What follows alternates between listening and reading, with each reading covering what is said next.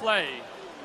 Yeah, Christie has reached the semi-finals in the last 2 editions, so looking for at least a hat-trick of those, I'm sure.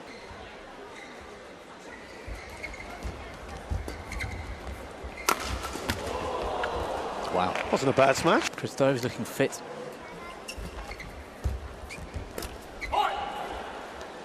Events, 4 semi-finals and 1 quarter-final. I mean, to get as far as he did in the tournament, that is, you have to be in good form against those opponents at that level of tournament. They beat the Canadians Lee and Lindemann. They've got Aaron Shear and So Woo Yik later today on court 1. Just a small matter of that match. At the moment.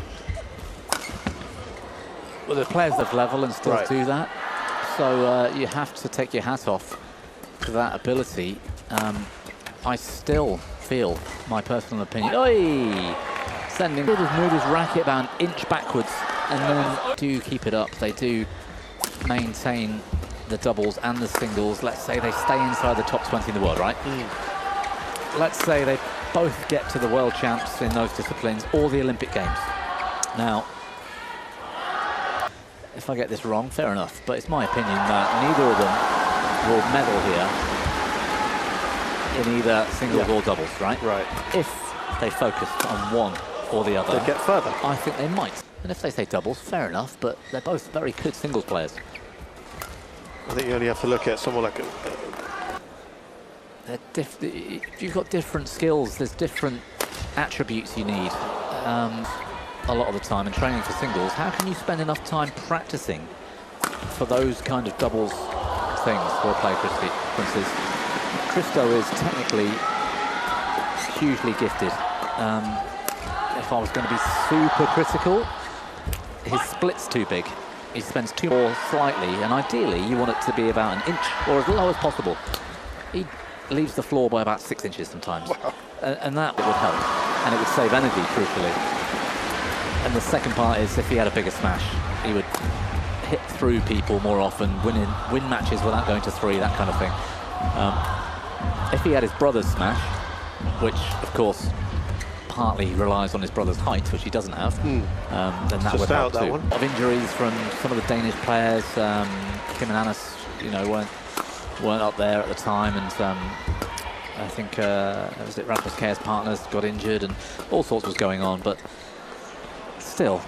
Had 2 early round exits at the All England and Malaysia Opens. But yeah, a lot of first and second round exits this year. Yeah, he's made a few finals, hasn't he, since sort of last autumn.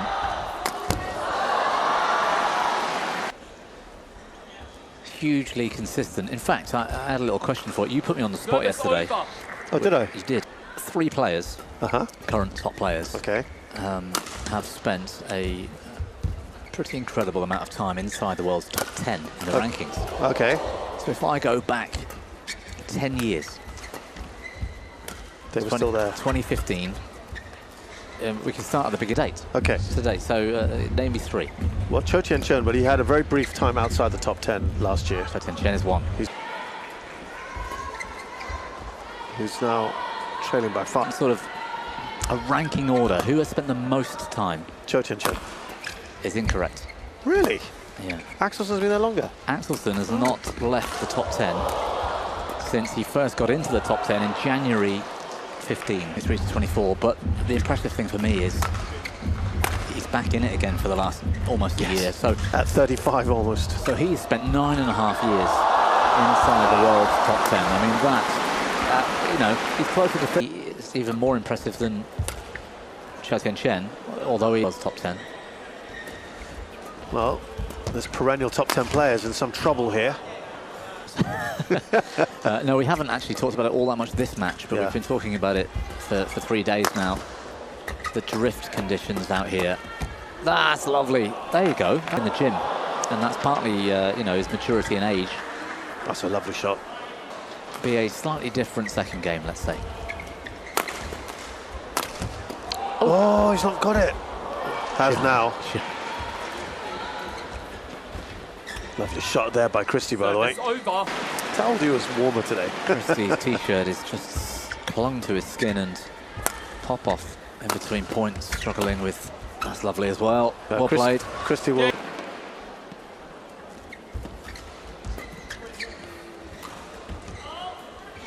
Find that back line, which is no easy task on this side of the. To adapt to it. Yeah, and that's the interesting thing about the game, the sport itself. Even the top players, aggressively, he can play them flat, which means Popov can't get behind and up behind the shuttle to hit the smack. Popov can't play an aggressive clear or an aggressive lift easily. Popov has to control the nets here, and he also needs to just be aggressive. Late decision. Yeah, that's good play.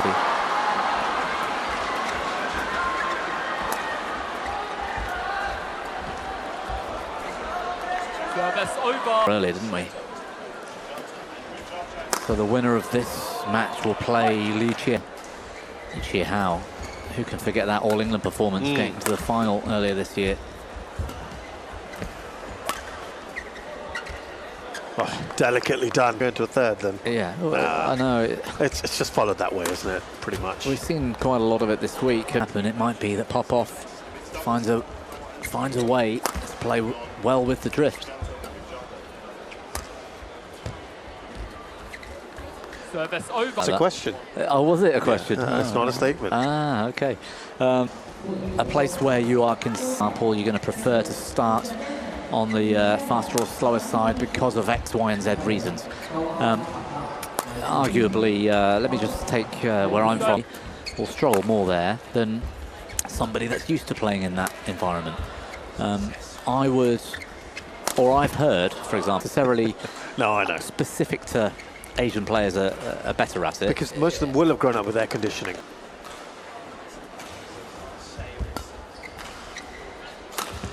Oi. That would...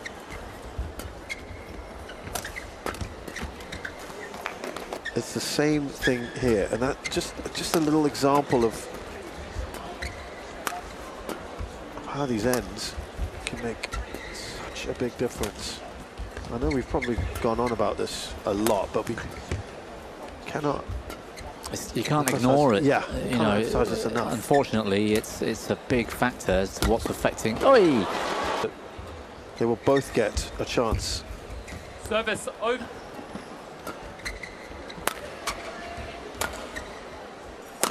Yeah, it's a psychological battle. Almost touching distance of Jonatan CHRISTIE here. It's good defense from the Indonesians. Popov is throwing everything at him here. Oh, Popov was late out of that corner for some reason. That's going to go out. If you add 5 or 6 winning points per game to Popov's armoury, how many games would he then finish earlier than he does, you know? Oh, nice play, This might be one of the longer rallies. Initially, when it comes off the racket, you think it's going to go long, and that's because he's playing into the drift. Same here, for example.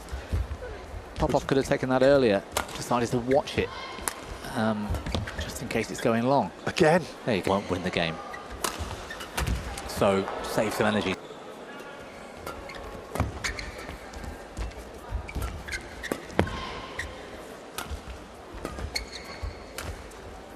That's a lovely. More effective. It will get held up against the drift slightly and land shorter in the court. Service.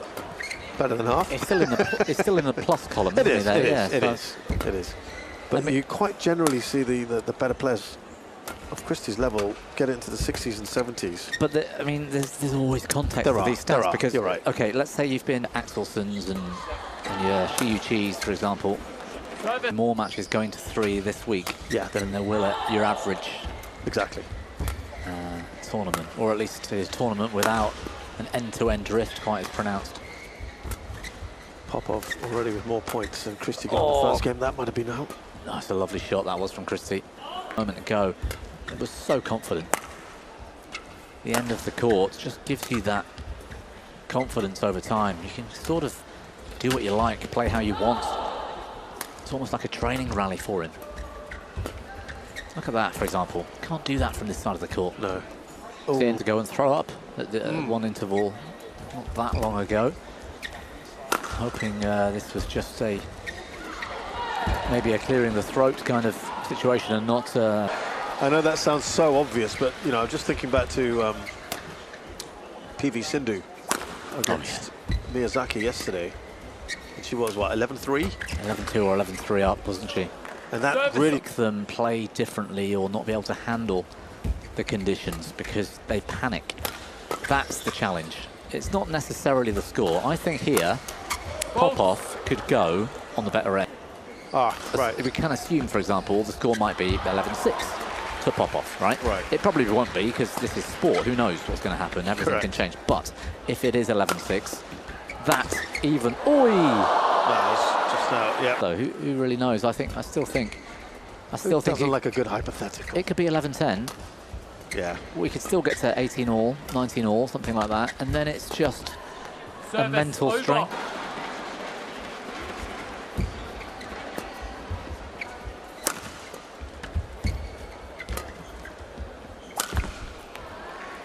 It's more important to Popov than it is to Christie. I think that's starting to worry. If you're at 11-6, you're probably feeling fairly confident.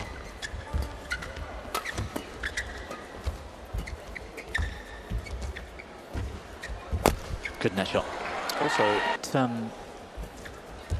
was it Alvi Farhan? I can't remember. Somebody was on the worst end and just went all guns blazing, an all-out attack, and kept hitting the line. is that Farhan against Kunava? Is that Maybe it was the day before. Who did we watch on day one? Great net shot from Christo POPOV. He pushed Kunava. Yeah, he almost sort of thought, well, it's hard to win. Oh, has he broken a string here, Christie? Oh no, maybe not. Oh, he's got that in. Two-footed jump smash, hitting the line with the smash. That's the session. It might be that the session is in defense, moving sideways, picking up the smash left and right. Whatever that session is, might be what you need to do for the next 10 minutes to win this section of the game. I'm on the bad end to a position where you can do that. That's a tactic. Yeah. A tactic. It might not be the best tactic, but... Oh, read that well, Popov. He'd switched his feet looking for that straight lift. Good save. Getting these early chances to hit down. He still can't find a way through. Christie, though, quick.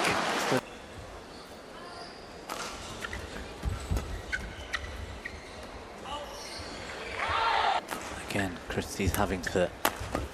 10-5. 11-5, 11-6, something like that at the break, and position. No.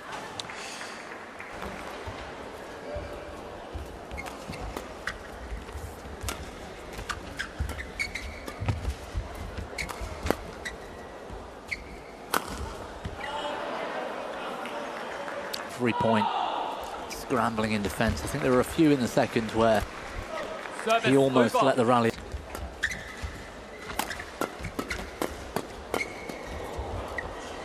Great work, both of them in the mid-court. Oh, bit of luck.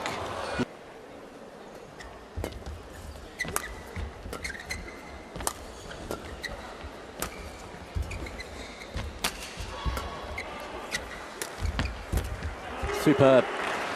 Okay. From Christo POPOV.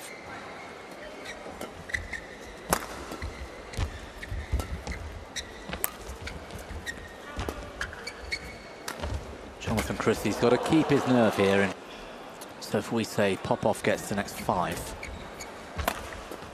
CHRISTIE gets the next 10. Anders Antonsen at the Singapore Open. Yeah, he had a good run that week. Yeah, he did. I think he's in very good position here. Oh, good shot. Really good. What a recovery shot from Popov.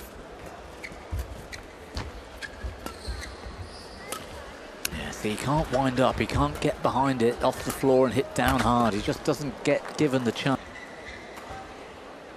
Just squeezing the court dimensions, making it so difficult for Popov.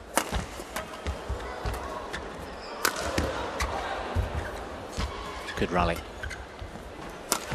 Oh, he's gone wide. 2-1.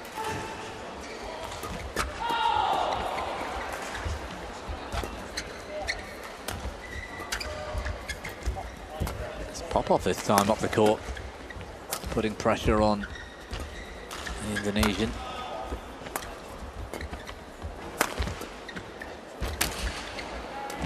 Oh, it's clever. Again. Clever. Get the wrong thing there. Yeah, 3 points. It is 3 points. Yeah. I mean, it's a funny old game. When it goes to plan, I mean, we predicted. Well, I predicted the outcomes of what was going. I know that sounds too harsh. But it's not great, is it? That's not what sport is it? No, to come on a coin toss. So there's other sports. Brilliant decision in the end, but everyone confounded everyone at the time. For 4 days, everyone was slating Ben Stokes for the crazy decision to bowl. Anyway, it's good you let that go. Yeah.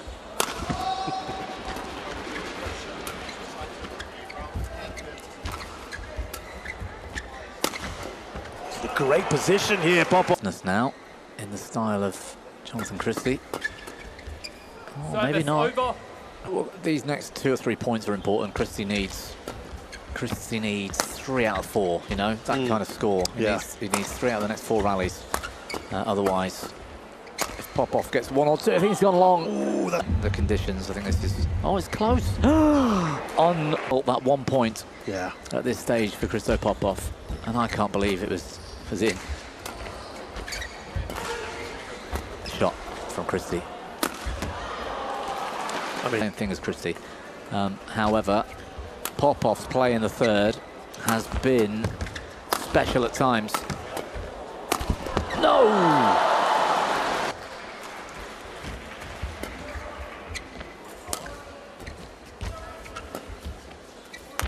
See, Christo can't get behind the shuttle to hit down hard. He's got to be clever here. Did it make it over? My goodness. Hanging in. I just feel like this is Christo Popov's moment today.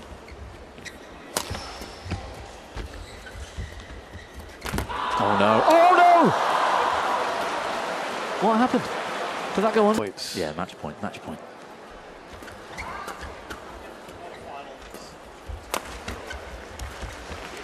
Can CHRISTIE hold it together? No, he can't. And for only the 5th time.